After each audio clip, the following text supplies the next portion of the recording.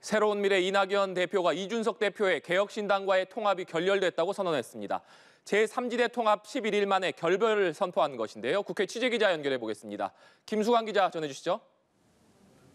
네, 국회입니다. 이낙연 대표는 기자회견을 열고 이준석 대표와의 결별을 선언했습니다. 이 대표는 머리 숙여 사과드린다며 부실한 통합 결정이 부끄러운 결말을 낳았다고 말했는데요. 이 대표의 발언 직접 보고 오겠습니다. 더구나 그들은 통합을 깨거나 저를 지우기로 일찍부터 기획했던 것으로 보입니다. 저희는 통합 합의 이전으로 돌아갈 수밖에 없게 됐습니다.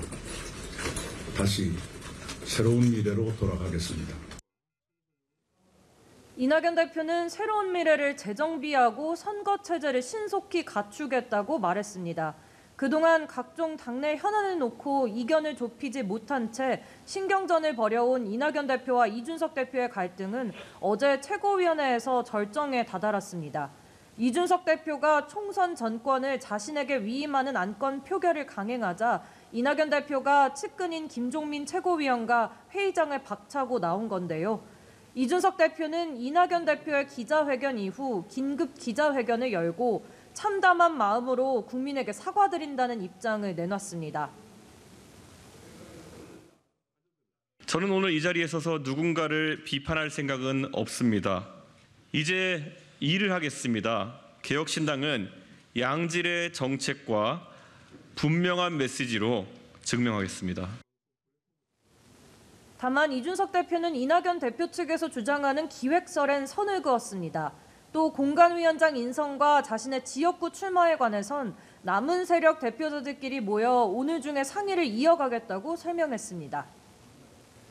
네, 총선이 이제 50일 앞으로 다가왔는데 여야 공천 상황 짚어보겠습니다.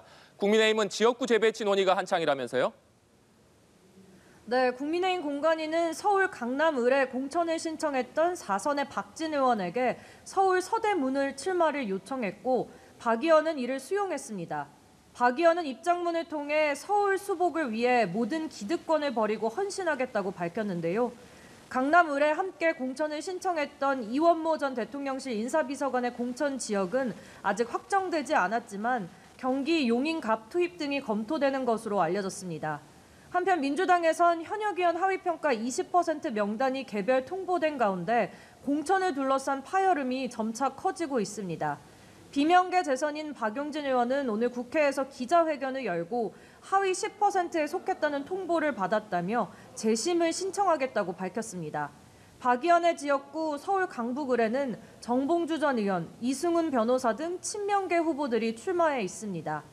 어제 4선이자 국회 부의장인 김영준 의원이 하위 20% 분류의 반발에 탈당을 선언한 데 이어 추가 이탈 움직임에 대한 우려가 나옵니다. 다만 이 같은 상황에 대해 이재명 대표는 취재진과 만나 본인은 동의하지 못하는 평가들에 대해 당연히 불평, 불만이 있을 수밖에 없다며 원래 혁신이란 건 가죽을 벗기는 고통을 의미한다며 황골탈퇴를 위한 진통이라고 일축했습니다. 지금까지 국회에서 연합뉴스TV 김수강입니다.